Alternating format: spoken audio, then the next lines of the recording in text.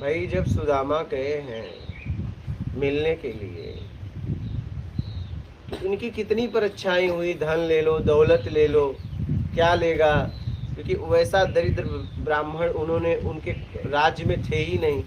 बोले तुम्हें क्या चाहिए? बोले कुछ नहीं चाहिए। क्या कुछ नहीं चाहिए? धन ले लो, धान्य ले लो ब्राह्मण देवता और जाओ। बोले नहीं मुझे कुछ नहीं। तो फिर चाहिए क्या? बोले बस उनसे एक बार कह दो तुम्हारा मित्र आया है। ठीक है, लेकिन कुछ लिए नहीं, कुछ लिए नहीं। संदेश गया, थोड़ा थोड़ा सा वो हुआ, लेकिन कुछ लिए नहीं और बिना लिए निकल लिए। फिर दौड़ते हुए उन्होंने गले लगा लिया और गले लगाया तो उन्होंने कहा कि भैया आप यहीं से जाने दो, तुम्हारी अब बेइज्जती होगी, तुम्हारा स्तर हमारा स्तर, जब से मैं आया हूँ लोग देख के हंसी रहे हैं। अब एक काम करो, अब मुझे जाने दो यहीं से। बोले नहीं, आओ। अगर मित्र सिर्फ मित्र होते, अब देखिए इष्ट इष्ट उनके पाँव को धो रहा है, अपने सिंहासन पे बैठा दिया।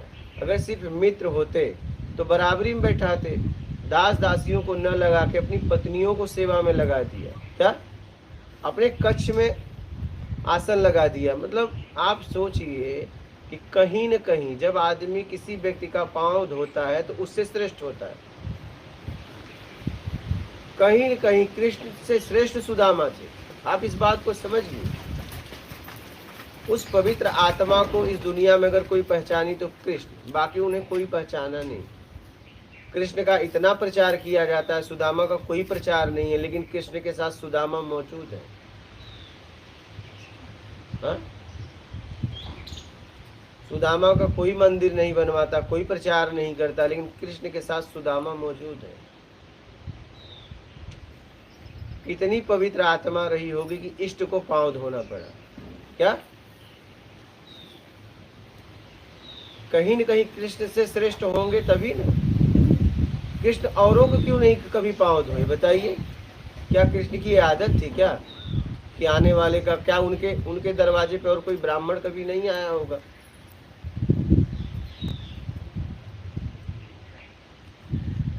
क्या था सुदामा में? सुदामा की पवित्रता थी, इतनी पवित्रता था कि इष्ट को पांव धोना पड़ा। दास दासियों को न लगा के पत्नी को सेवा में लगाया, कक्ष कक्ष में आसन लगा दिया। इतनी पवित्र आत्मा थी। भगवान के साथ रहने वाले भी उस पवित्र आत्मा को पहचान नहीं पाए। क्या?